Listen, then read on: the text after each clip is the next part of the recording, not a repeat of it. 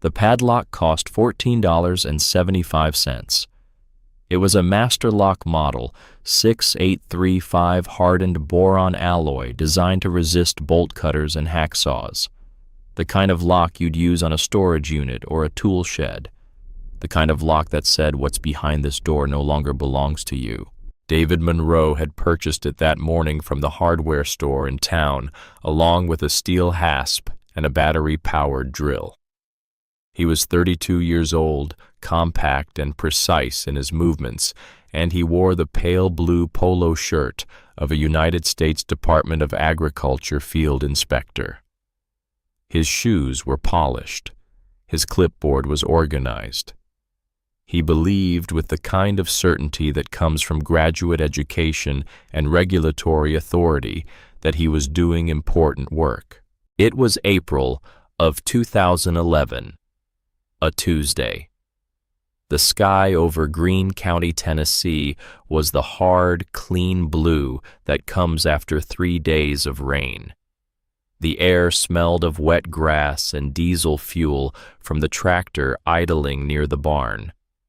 Silas Blackwood stood 15 feet away, his arms crossed, watching Monroe drill into the cypress door of the butcher shop his grandfather had built in 1901. The drill whined. Wood dust fell in pale curls onto the concrete step. The sound echoed off the whitewashed clapboard walls. Silas was 68 years old. He had worked this land for 54 years, since he was tall enough to carry a feed bucket without falling over. His hands were thick and scarred, the knuckles enlarged from decades of physical work. He wore canvas work pants and a faded denim shirt with pearl snaps. His face was weathered the color of saddle leather, and his eyes were the pale gray of a winter sky. He did not speak as Monroe installed the hasp. He did not plead or argue. He had already said everything there was to say. Behind him, his son Jacob was not so restrained. "This is insane." Jacob's voice cracked with frustration. He was 31, lean and restless, wearing khakis and a button-down shirt he'd ironed that morning. "We showed you the plans. We have the loan approval. We're fixing everything you asked for." Monroe straightened up, setting the drill down carefully. He looked at Jacob with the patience of a man who has had this conversation before.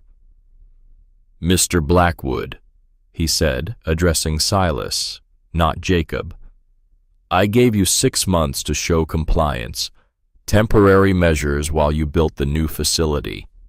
You addressed none of the 27 violations.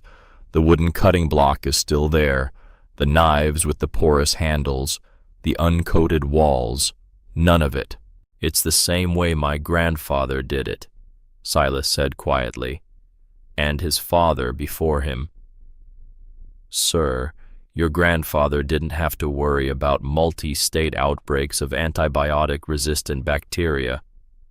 Monroe's voice was firm, but not unkind. "We have systems now to prevent that. The law isn't optional." "The law doesn't know the difference between this place and the 10,000 hog-a-day factory in Iowa," Silas said. "That's exactly the point," Monroe replied. "The law doesn't have to. The pathogens are the same. The rules are the same. It's the only way to guarantee safety." Silas looked at the young man. He saw no malice there. He saw certainty. He saw a different kind of knowledge one learned in classrooms at Cornell University, not in barns. A knowledge of systems of data points of risk probabilities. Monroe carried his regulations the way a priest carried scripture. He was a believer. The hasp was installed. Monroe took out the padlock. It was still in its plastic packaging, the price sticker visible. He tore it open, aligned the shackle, and pushed it home. The click was small but absolute.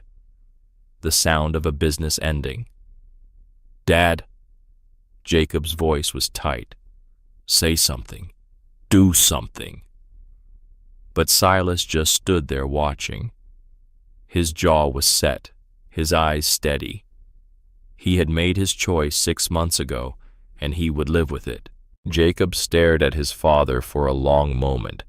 Then he turned and walked to his truck, a newer model Ford with payments he was still making. He climbed in, started the engine, and spun his tires in the gravel as he accelerated down the long driveway toward the county road. Monroe gathered his tools. He offered Silas a final nod, climbed into his government-issue sedan, and drove away.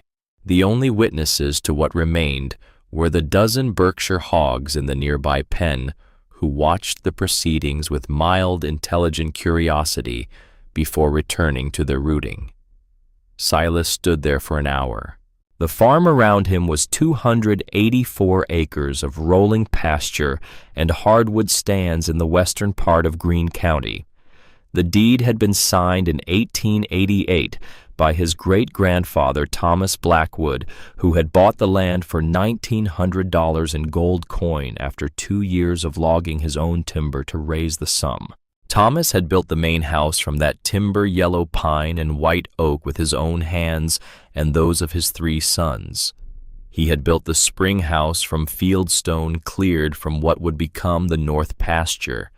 And in 1901, he had built the butcher shop where Silas had worked for 3 decades. The butcher shop was a simple clapboard building 20 feet by 30, with a concrete floor sloped toward a central drain.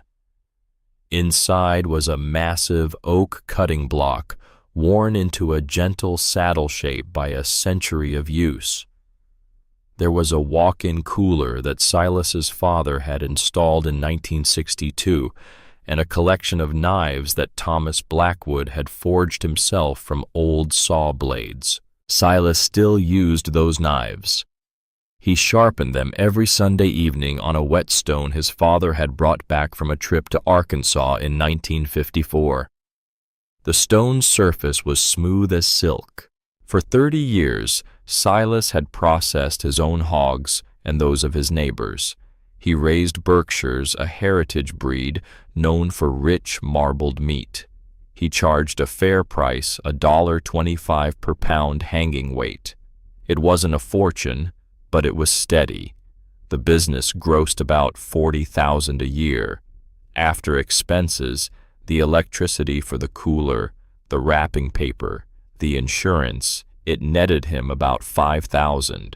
That $5,000 paid the property taxes and kept a local tradition alive. Now it was gone. Silas finally turned away from the locked door. He walked slowly back to the main house, his boots crunching on the gravel. Inside the kitchen was silent. Jacob had not come back.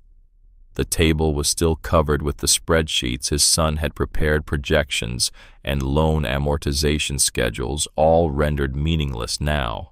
Silas sat down heavily in the chair where he had sat for breakfast every morning for 68 years. He felt the weight of his age. He felt the weight of failure. He had let his grandfather down. He had alienated his son. The government, with its good intentions and its clipboards, had come to his home and declared his life's work unsafe, unclean, unlawful. He had fought the only way he knew how, by refusing to fight, by saying no. But saying no felt in that moment like surrender. The trouble had started not with a complaint, but with a form. A new federal regulation part of the Food Safety Modernization Act required all meat processing facilities, no matter how small, to be federally inspected if they sold meat across county lines. Silas occasionally did when a friend from a neighboring county brought him a hog. The law had existed before, but enforcement in rural areas had been lax. Now it was not. David Monroe had arrived for the first time in October of 2010, a Tuesday morning much like this one. Silas had been in the middle of breaking down a 250-pound hog when Monroe walked in, clipboard in hand, disposable blue booties over his polished shoes. For 3 hours, Monroe had measured, photographed, and documented. He measured the lumens of the light fixtures.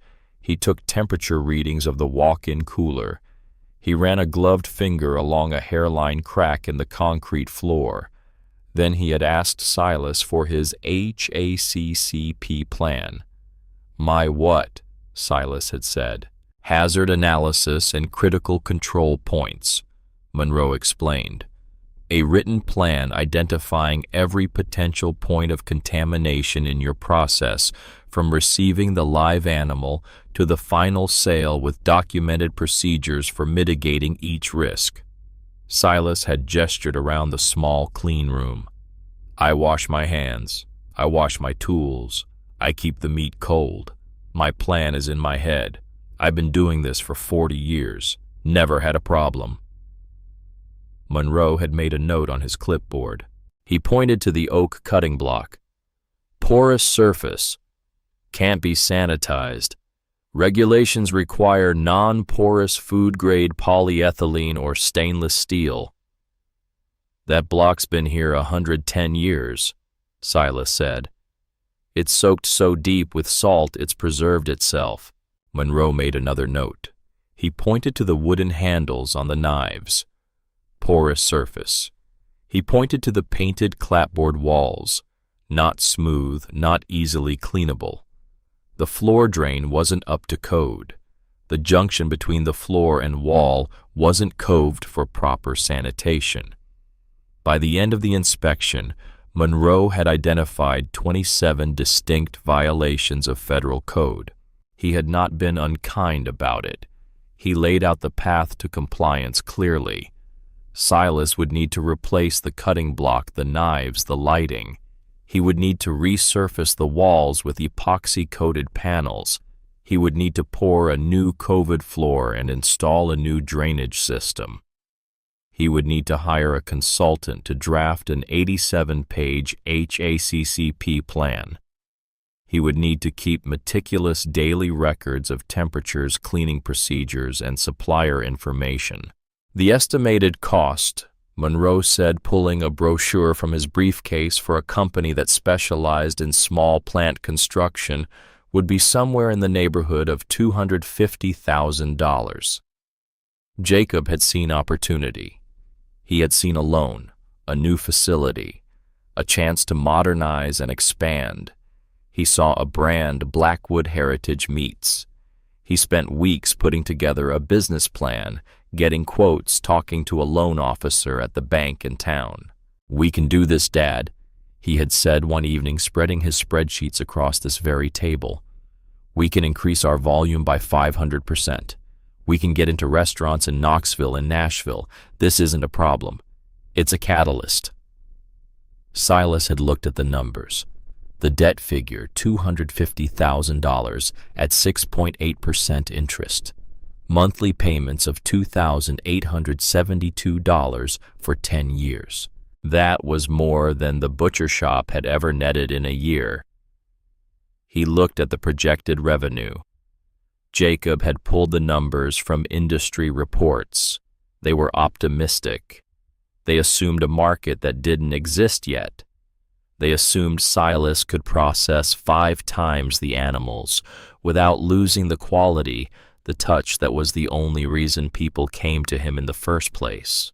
He looked at his son, his face full of excitement and belief in a future made of stainless steel and government approvals. Then he looked out the window at the old butcher house. "The debt is the trap," he said quietly. "We take their money, we have to play by their rules, all of them.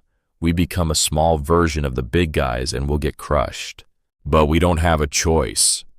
Jacob's voice was tight with frustration. "It's this or it's nothing. Monroe's coming back in 6 months. We have to show progress." Silas had been silent for a long time. Finally, he picked up one of the spreadsheets. "This paper says we'll make more money," he said. "But it doesn't say what it will cost. Not the dollars. The other things." For the next 6 months, the arguments simmered. Jacob pushed. Silas resisted.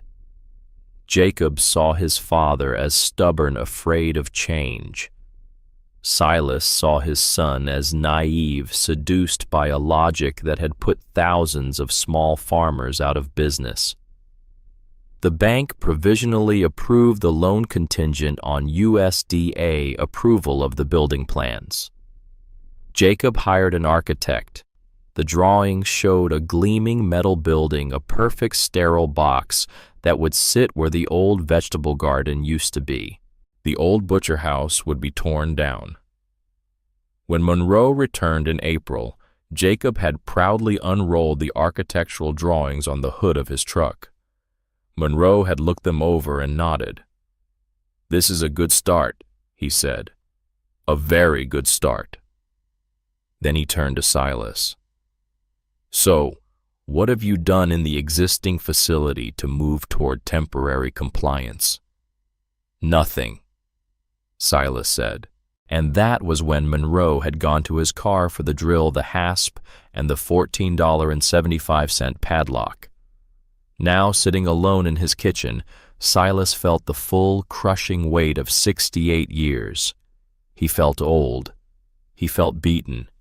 He did not eat dinner. Jacob did not come home. As the sun set, Silas sat in the growing darkness, staring at nothing. Around midnight, he stood up. He pulled on his work boots, stepped out into the cool spring night, and began to walk. He did not walk toward the padlocked butcher shop. His feet carried him up the gentle slope behind the barn toward a small stone building he had not thought about in years. The spring house. It sat 100 yards from the main house, built into a north-facing slope, 12 feet by 16 feet, constructed from the same field stone Thomas Blackwood had cleared from the pasture. The door was heavy oak, swollen with decades of moisture. Silas had to put his shoulder into it. It gave way with a groan. The air that hit him was cool and alive. It smelled of wet stone, of deep earth, of clean water. He stepped inside. His eyes adjusted to the darkness. He could hear the gentle, constant sound of water moving through the stone channel his great-grandfather had carved more than a century ago. The spring emerged from the hillside at a steady flow, cold and clear. Silas knelt and put his hand into the water. It was shockingly cold. 52 degrees Fahrenheit year-round, pulled from deep within the hill. For 70 years, this had been where the Blackwoods kept their milk, their butter, their eggs. The thick stone walls kept the interior cool and humid, a perfect natural refrigerator. Then in 1958, the Rural Electrification Administration had run a power line down their gravel road. Silas's grandfather had bought a Frigidaire refrigerator for $319.95. The spring house had become a place for storing old jars and broken tools. Its purpose had been superseded by technology. Silas stood in the darkness, breathing the cool, mineral-scented air. And then a memory surfaced. He was 6 years old, maybe 7. His grandfather was standing in this very spot, holding a ham. A big country ham caked in salt and black pepper. He was hanging it from an iron hook set into one of the overhead oak beams. "This is the secret boy," his grandfather had said, his voice a low rumble that Silas could still hear across 6 decades. "Not the salt, not the smoke. It's the time and the cold, the slow, steady cold. It lets the salt do its work without the meat going bad.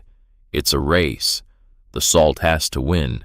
Here the salt always wins." Silas looked up. The iron hooks were still there. A dozen of them hammered into the beams a century ago, dark with rust. He had forgotten. He had completely forgotten. Before the butcher shop became a business, selling fresh cuts of pork, before his grandfather had built it in 1901, The Blackwood family had been known for one thing above all else: their salt-cured country hams. It was a slower process, a more patient art. It required no electricity, no stainless steel, no daily logs, no HACCP plans.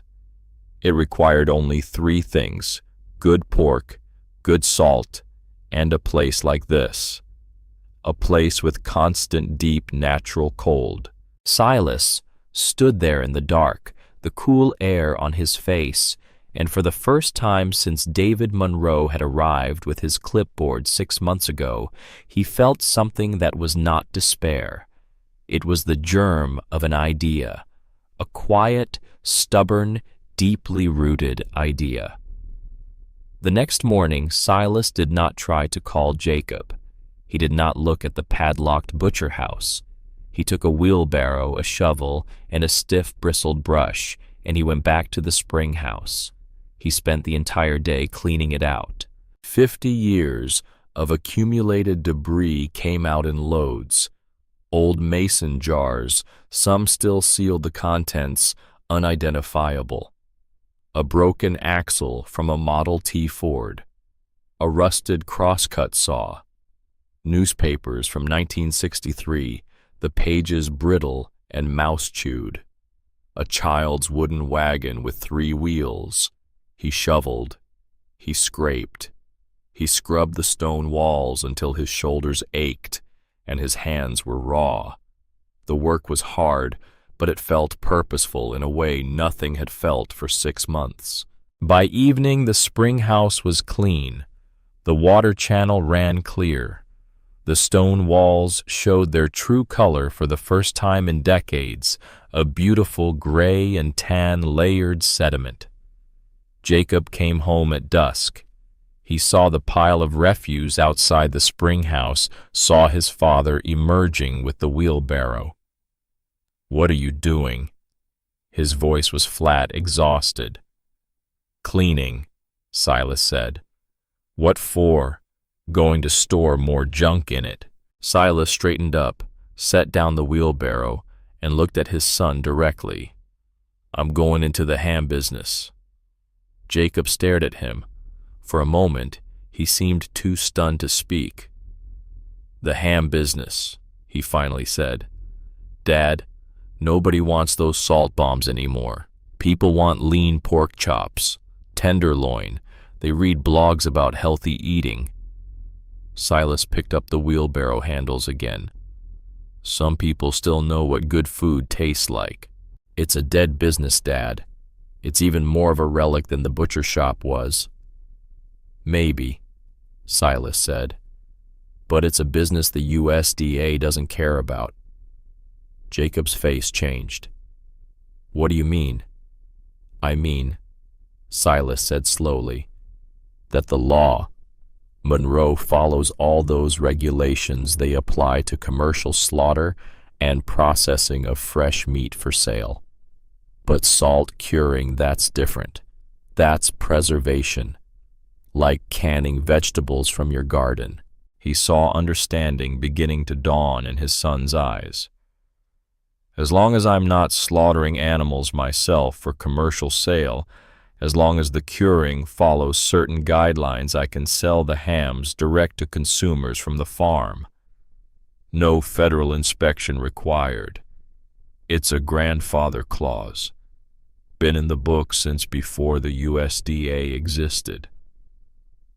"You're serious," Jacob said. "I can't run the butcher shop anymore," Silas said. "But I can still raise my own hogs. I can take them to a state-inspected facility for slaughter.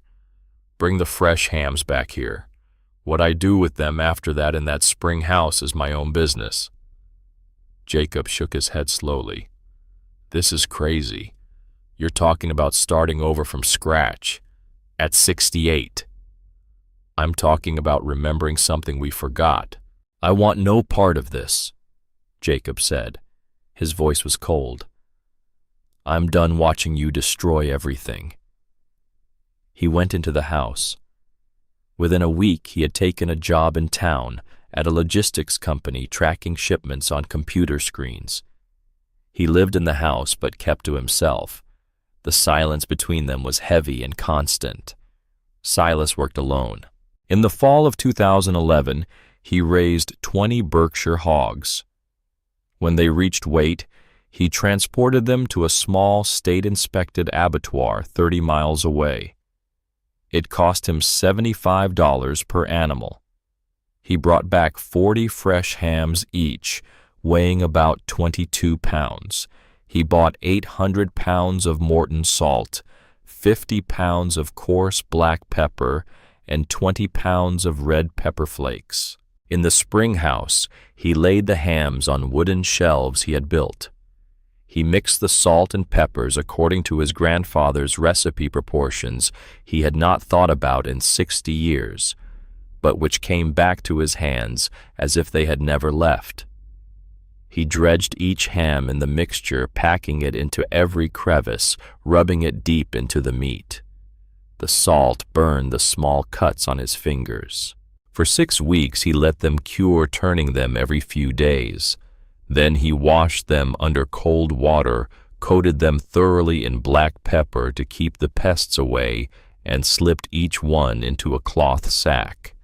His wife had sewn those sacks 40 years ago before she died.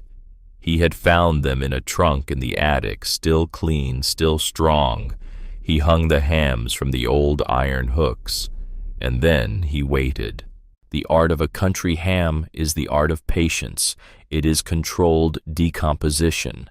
The salt draws out the water, making the meat inhospitable to bacteria.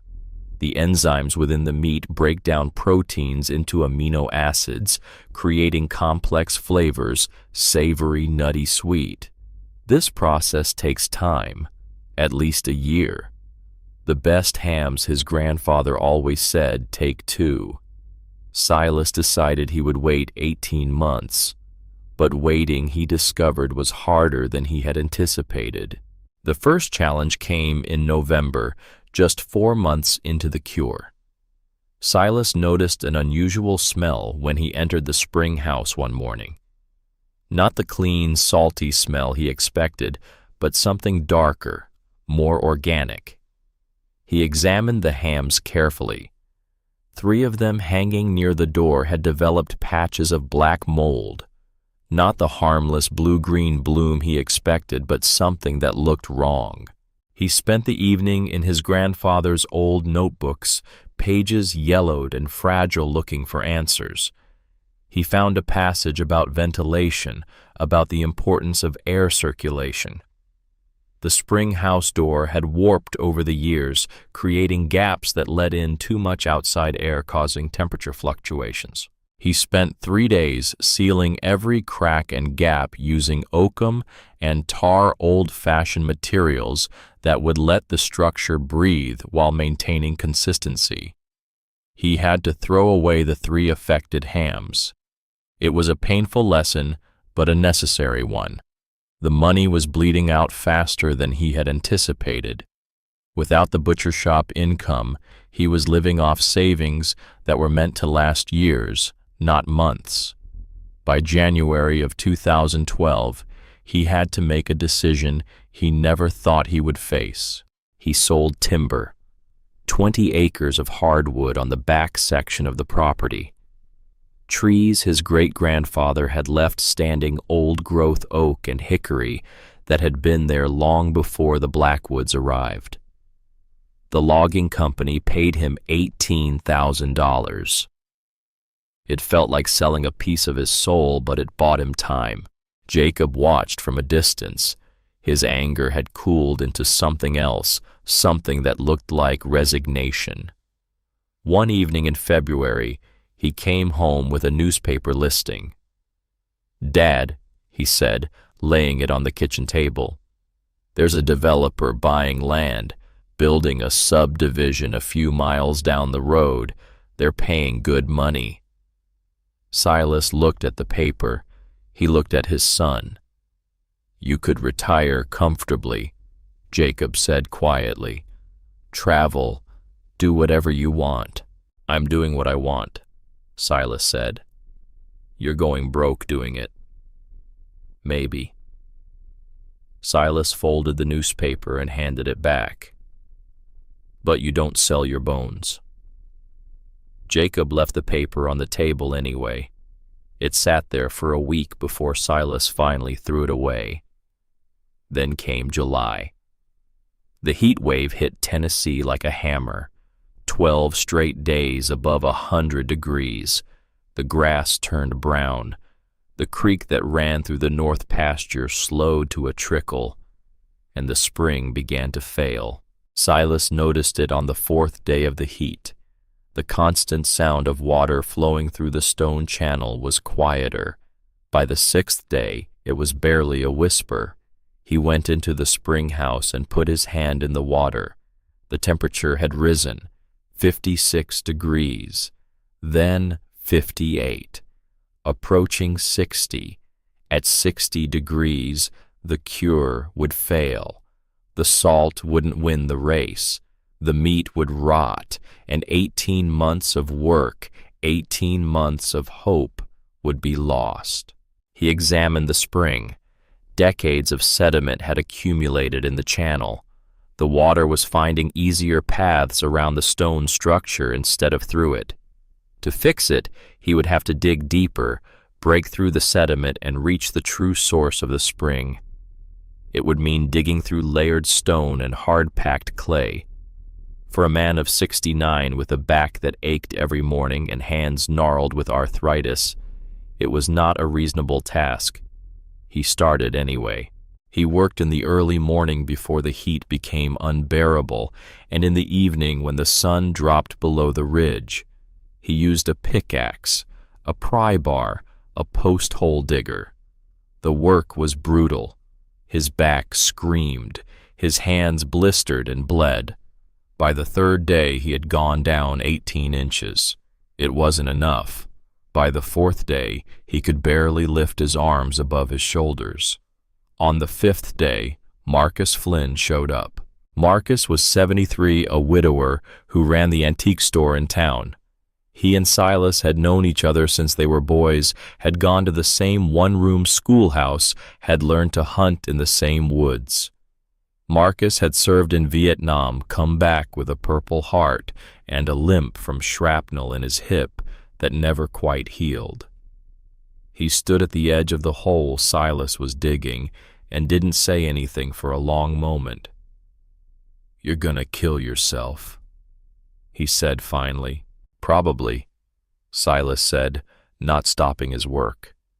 Marcus looked at the spring house, at the hams hanging inside, at his friend covered in mud and sweat. Then he walked to his truck, got his own shovel, and climbed down into the hole. They worked together without speaking much. That was the way of men who had known each other for 7 decades. Words were often unnecessary. Marcus's hip hurt, and every thrust of the shovel sent pain shooting up his leg, but he kept at it. Silas's back was on fire, but he didn't stop either.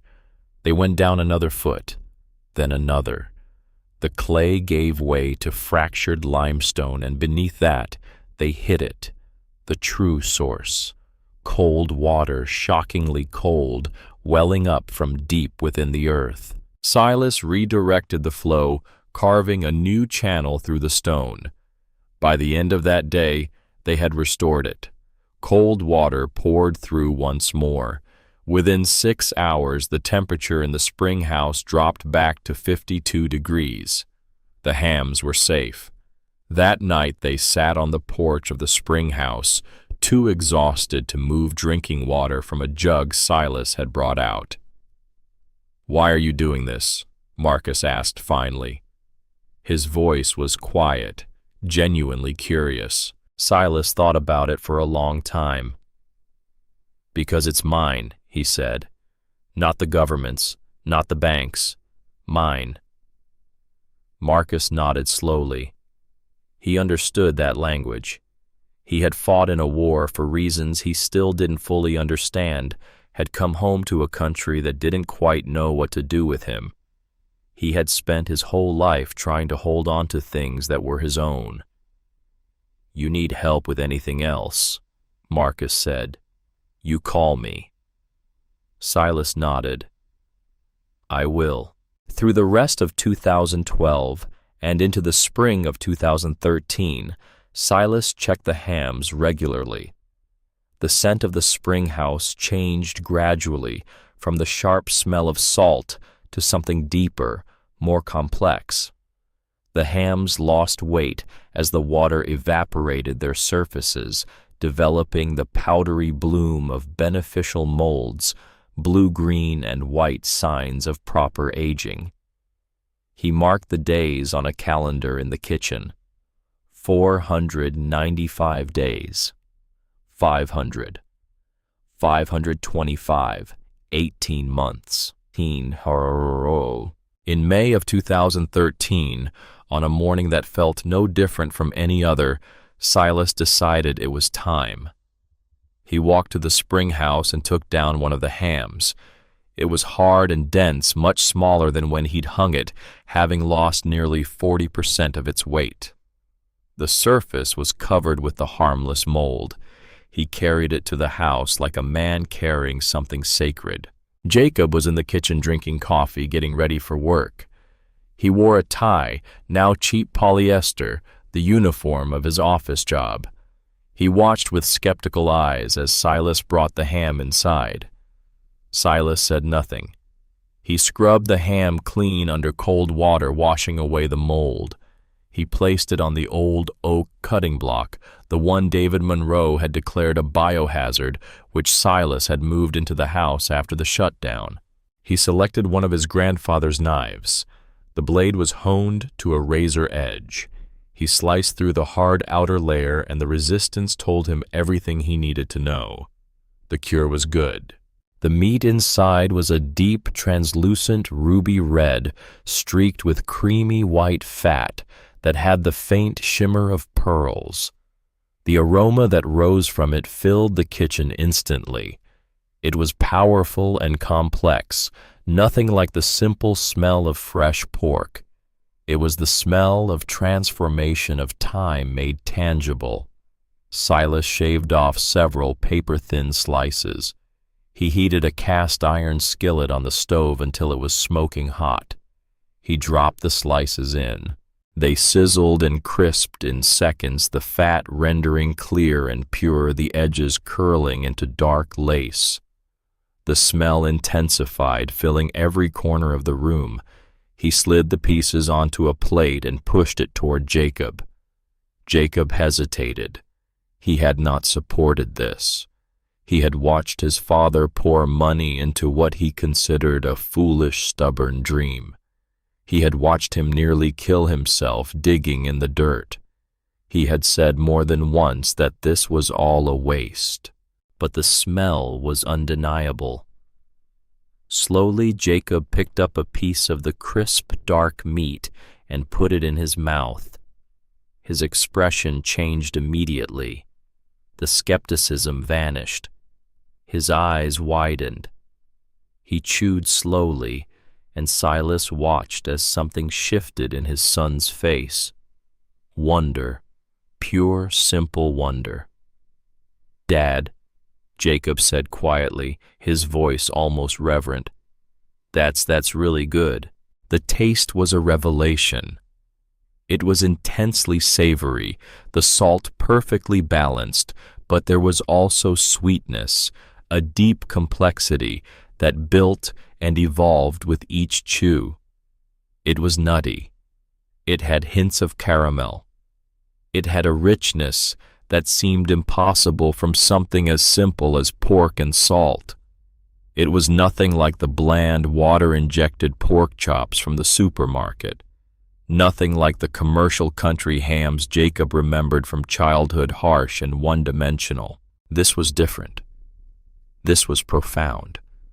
It was the taste of the place itself, the taste of the pasture where the Berkshires had spent their days rooting in clover, the taste of the cool, dark earth of the spring house, the mineral-rich water that had flowed there for centuries, the taste of time patient and transformative.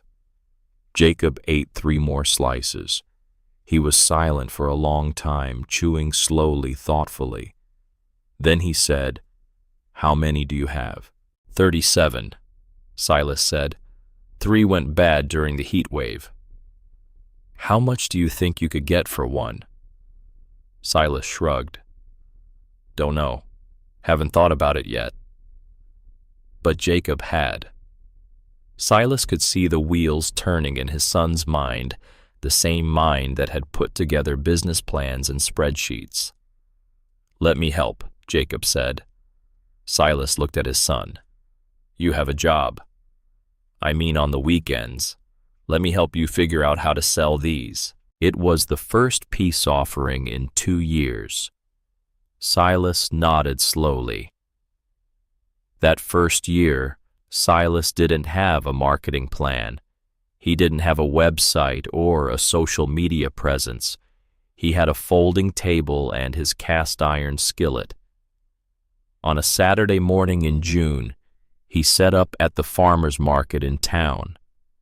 It was held in the parking lot of the Methodist church, a dozen vendors selling vegetables, honey soap, baked goods. He put up a hand-painted sign on a piece of plywood Blackwood hams, aged 18 months. He brought his propane burner and skillet. He sliced the ham paper thin and cooked pieces to order, selling them for $1 apiece. At first, people were hesitant. Country ham had a reputation. Most people remembered it as aggressively salty, tough, more of a flavoring agent than something you'd eat on its own. But the smell drew them in. The rich, complex aroma of the ham crisping in the hot skillet was impossible to ignore. And the taste convinced them. An older woman, Mrs. Patterson, who had lived in Greene County her entire life, tried a piece and closed her eyes. "Oh, my Lord," she said. "This tastes like my grandmother's. I haven't had ham like this in 40 years. A younger couple, newcomers to the area, tried it and looked surprised. "I thought I didn't like country ham," the woman said, "but this is incredible." By noon, Silas had sold out of sample slices and had taken orders for 10 whole hams. He charged $12 a pound. A 14-pound aged ham sold for $168. People didn't blink at the price. They understood they were buying something rare. That first day at the market, Silas cleared over $1,700 in orders. Jacob helped him fill those first orders, learning to slice the hams properly, to package them, to handle the money. They worked together in a way they hadn't since Jacob was a boy. Word of mouth is slow but powerful. It moves at the speed of trust, which is the only speed that matters for something genuine. The people who bought those first hams told their friends. They served them at gatherings, and people asked where they came from. Mrs. Patterson brought a ham to her church potluck, and by the end of that Sunday, Silas had 4 new orders. In late June, a chef named Thomas Weatherby was visiting his parents in Greene County. He stopped by the farmer's market and tried a sample. Thomas ran a farm-to-table restaurant in Knoxville called The Foundry, and he was always looking for local products with authentic stories. He bought 2 hams on the spot. The next week, he called Silas and ordered 10 more. He put it on his menu as an appetizer. Silas Blackwood's 18-month Berkshire country ham, served with stone-ground grits, peach preserves, and a biscuit. 3 paper-thin slices for $18. It became the most talked-about dish in Knoxville. Food writers came. Bloggers came. The restaurant couldn't keep it in stock. In 2013, from that first batch of 37 hams, Silas grossed $26,880. His costs were minimal. The slaughter fees, $1,500. The salt and spices, $400. His own labor uncounted. The timber he'd sold had covered his living expenses for the year. Net profit nearly $25,000. That was 5 times what the butcher shop had ever cleared in its best year. Jacob saw the numbers. He saw the demand. But more importantly, he saw something else. He saw the respect in the eyes of the people who bought the hams. He saw his father not as a stubborn old man stuck in the past, but as someone who had found a way to survive by going deeper into what he knew. Silas had not fought the system. He had simply made himself irrelevant to it. But success brought its own challenges, and the first real test came in the spring of 2014. A large producer in Virginia, a company called Heritage Valley Provisions, began advertising artisan country hams through regional distributors. Their hams were 30% cheaper than Silas's. They used industrial curing chambers with precisely controlled temperature and humidity. They pumped the hams with a solution before curing to speed the process. They could produce 10,000 hams a year. By April, Silas had lost 4 of his restaurant accounts. Even Thomas at the foundry called apologetic, explaining that his costs were up and he needed to find savings somewhere. Jacob was worried. "Dad, we need to lower our prices. We're getting undercut." But Silas was calm. "We're not competing with them." "How can you say that they're selling the same product?" "They're not," Silas said simply. He didn't lower his prices. Instead, he did something else. He wrote 20 handwritten letters to the customers who had switched to the cheaper hams. The letters were simple. He thanked them for their past business. He included a small sample of his ham vacuum sealed with instructions for how to prepare it. And he wrote, "I hope you'll try a comparison." He didn't argue about his methods or disparage the competition. He let the product speak. Over the next 6 weeks, 18 of the 20 customers came back. One letter came from Thomas Weatherby. It said simply, "I made a mistake. There is no comparison. You're back on the menu, and you're staying there." The lesson was clear. Genuine quality needs no defense. It defends itself. But the real transformation in the business came when Jacob made a decision. In the winter of 2013, he walked into the house one evening and found Silas at the kitchen table, writing out invoices by hand. "Dad, I quit my job today." Silas looked up. "Why?" "Because I want to do this, full-time, with you." Silas studied his son's face. "You sure?" "I've never been more sure of anything." Jacob had learned something in those 2 years of watching from a distance. He had learned that his father's resistance to the loan, to the expansion, to the whole system Monroe represented, had not been fear of change. It had been wisdom. The trap was debt. The trap was scale.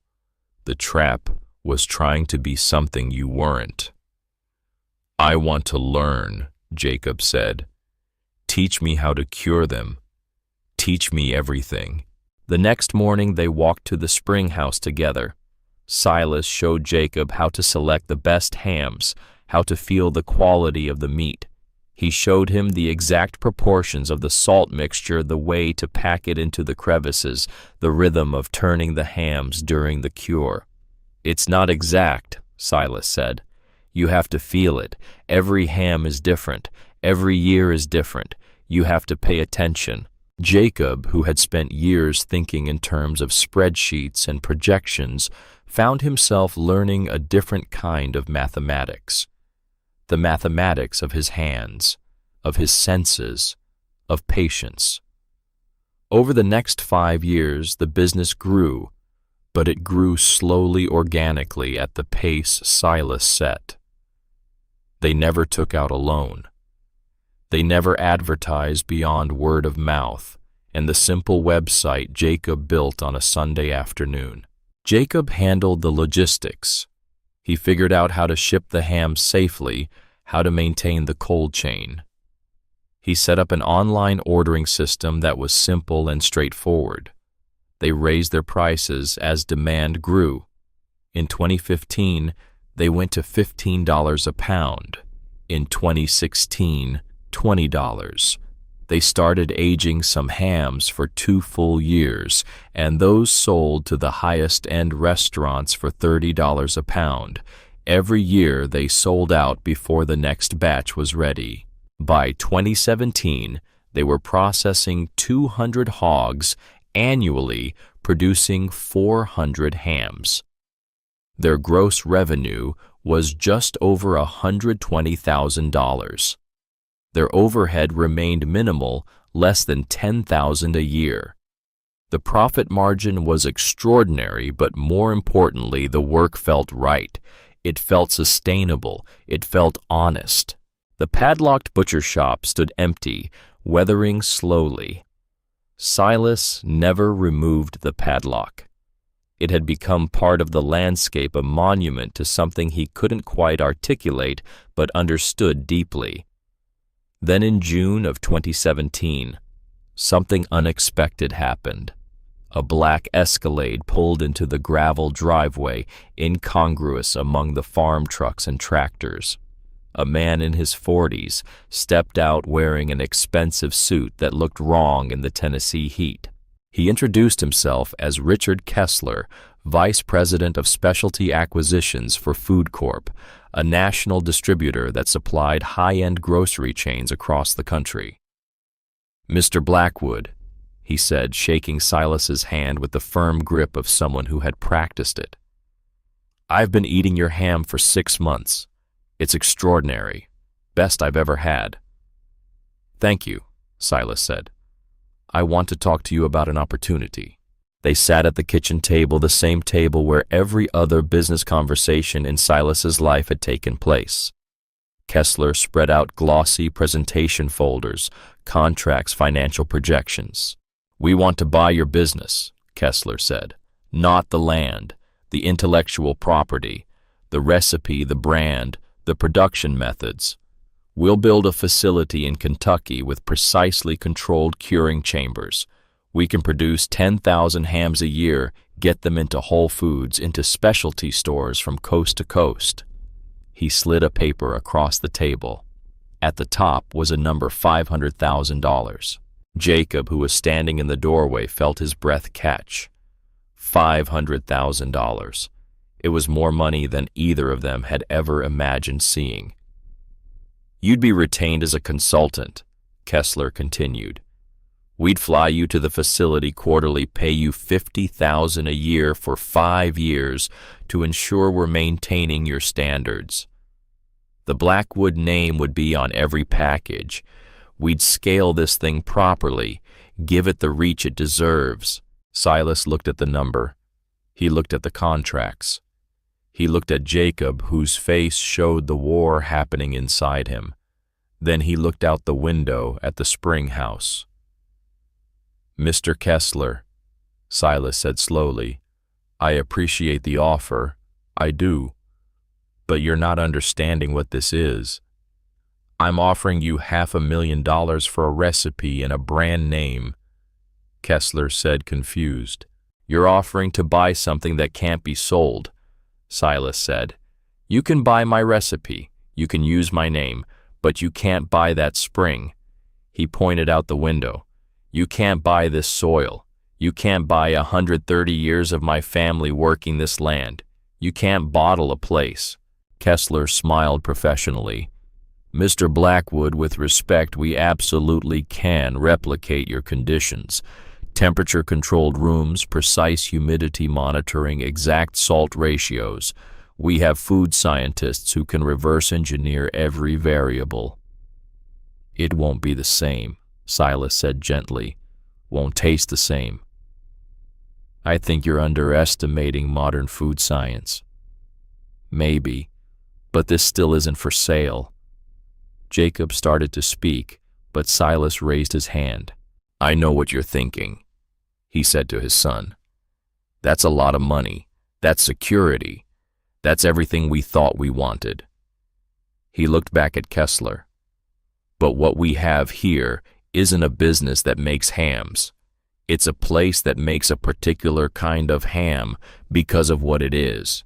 You take that away, move it somewhere else, control it with machines, and it becomes something different. Maybe good, maybe even very good, but not this." Kessler tried for another 20 minutes, adjusting his offer, explaining the benefits. But Silas was immovable, and eventually the executive gathered his folders and left. After the Escalade disappeared down the driveway, Jacob sat heavily at the table. "That was $500,000, Dad." "I know. We could have retired, both of us." "We could have," Silas agreed. "But we'd have sold the thing that makes this worth doing." Jacob was silent for a long time. Then slowly he nodded. He understood. It had taken him years, but he finally understood what his father had been trying to protect. It wasn't just a business. It wasn't even just a tradition. It was a relationship with a specific place, a way of knowing the world that couldn't be replicated in a controlled facility in Kentucky. That evening, Marcus Flynn stopped by as he often did. When Jacob told him about the offer and Silas's refusal, Marcus laughed. "Your father didn't save a business," Marcus said, opening a beer. "He saved a way of being. There's a difference. A business can be bought and sold, scaled up and shipped out. A way of being can only be lived." He raised his beer. "To living it right." They drank together as the sun set over the pasture where the Berkshires rooted in the long grass. By the spring of 2018, the business had settled into a rhythm that felt eternal, as if it had always been this way and always would be. They had regulars now. Mrs. Patterson ordered 2 hams every November for Christmas gifts. Thomas Weatherby's restaurant had a waiting list for tables because of the ham appetizer. A food writer from New York had written a feature in a national magazine calling Silas's ham the platonic ideal of American charcuterie. Orders came from across the country, but they never expanded beyond what the spring house could hold, beyond what 2 people could reasonably manage. They could have grown. They chose not to. One afternoon in October of 2018, a Ford sedan pulled into the driveway. Silas was at the barn repairing a section of fence. He saw the car and recognized it immediately. Government plates. David Monroe stepped out. He looked older, gray at the temples now. The polo shirt was the same, but it had different insignia. He was a regional supervisor now, Silas learned later. He had moved up in the world of federal inspection. "Mr. Blackwood," Monroe said, walking over. "I was in the area for another inspection and saw your place. Thought I'd stop by, see how you're doing." "Fine," Silas said. His voice was neutral, neither warm nor cold. "I heard you're doing something with cured meats now. Country hams." Jacob came out of the house. He saw Monroe and walked over, standing next to his father. There was no animosity in his posture, just a quiet confidence. Monroe looked around. He saw the healthy Berkshires in the pasture, their black coats gleaming in the autumn sun. He saw the well-maintained fences, the freshly painted barn. He saw the obvious signs of a prosperous, well-run operation. "So, what exactly are you doing?" Monroe asked. "The butcher shop is still closed, I see." "We're in the ham business," Jacob said. Monroe looked puzzled. "Country hams, I thought that market was pretty much dead. Can't compete with modern production methods." "It's a small market," Jacob said calmly, "but it's a good one for us." Monroe's professional instinct kicked in. "You're selling them commercially. You must have a processing facility, I'd need to see your paperwork, your HACCP plan, your temperature logs, your sanitation protocols." "We don't have those," Silas said quietly. Monroe frowned. "What do you mean you don't have those? How can you operate a commercial food business without federal inspection?" "We don't need it," Jacob said. His voice was calm, steady, the voice of someone stating a simple fact. "We use a state-inspected abattoir for the slaughter. We bring the fresh hams back here. The curing process is done on-farm, and we sell direct to consumers. It's an exempt process." Monroe's frown deepened. "Exempt under what regulation?" "USDA regulation 9 CFR 303.1, Jacob said. "Salt curing for direct-to-consumer sales from the farm of origin. It's been in the code since 1967. You should know it. It's in your book." Monroe was silent. He did know the regulation, though he had never encountered it in practice. It was one of those footnotes in the federal code, a grandfather clause from another era preserved because salt curing predated the entire modern regulatory apparatus. It was a blind spot in the system he had dedicated his career to enforcing. He looked from Silas to Jacob, then toward the spring house. That old stone building would fail every modern metric for food safety. The porous stone walls, the variable humidity, the lack of precise temperature control, all of it would be violations in any federally inspected facility.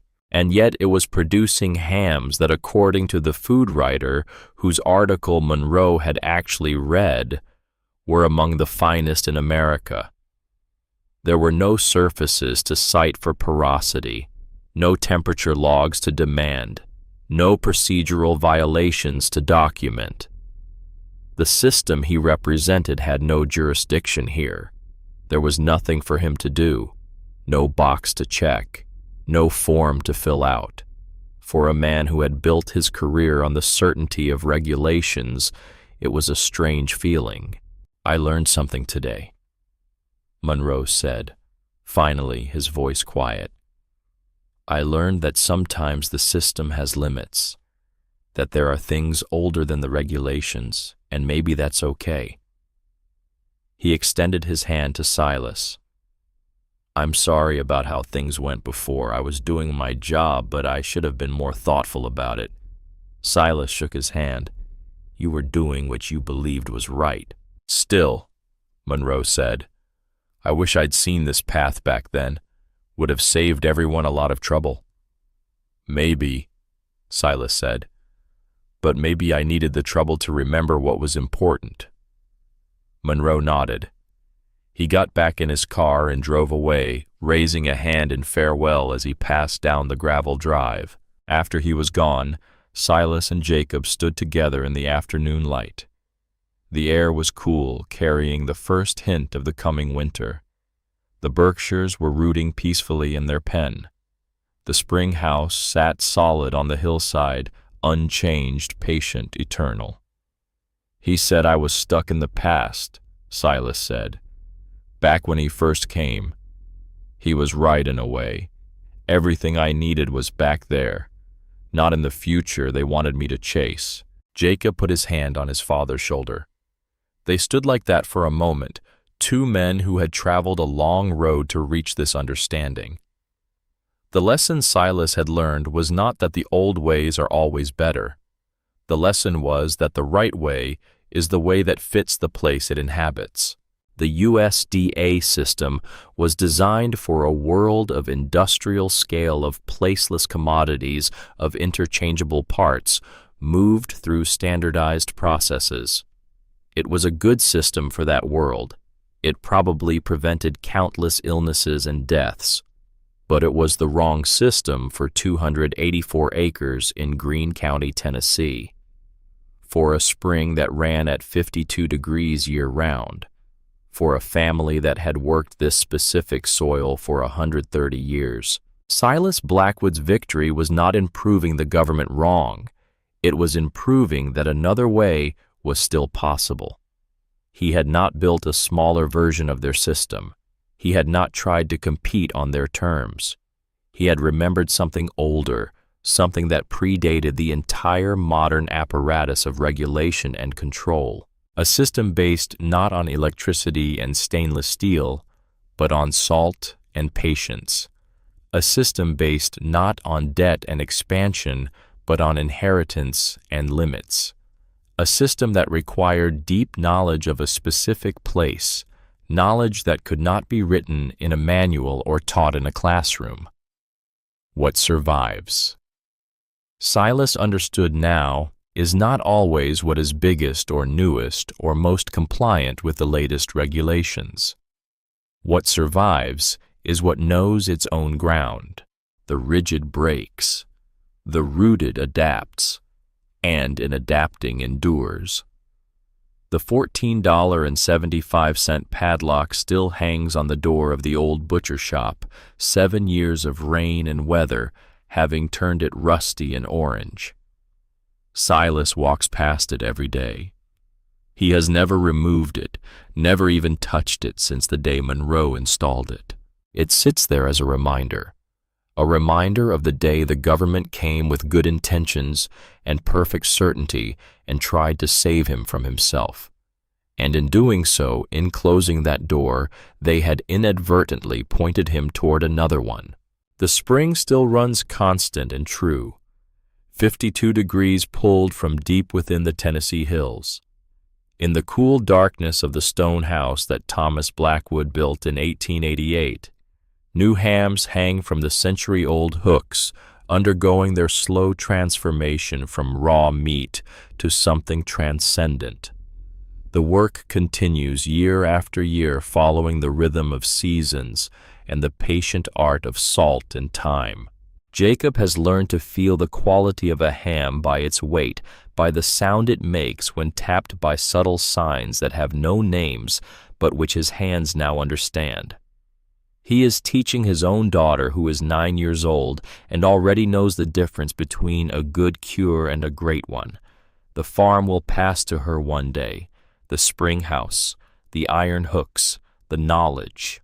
The Blackwood name, which almost died with a padlock in April of 2011, has found new life, not through expansion or modernization or compliance with federal regulations, but through a return to something essential, through remembering that some things cannot be scaled, cannot be sold, cannot be separated from the ground that produces them. On quiet evenings when the work is done and the sun is setting over the pasture, Silas sometimes walks up to the spring house and stands inside for a few moments. He listens to the constant sound of water flowing through the channel his great-grandfather carved. He breathes the cool air that smells of stone and earth and time. He thinks about his grandfather standing in this same spot, hanging hams from these same hooks, saying the salt has to win. And he understands now that the salt is not the only thing that has to win. What has to win is the knowledge of how to use it, the patience to wait, the humility to recognize that some things cannot be rushed or improved or made more efficient.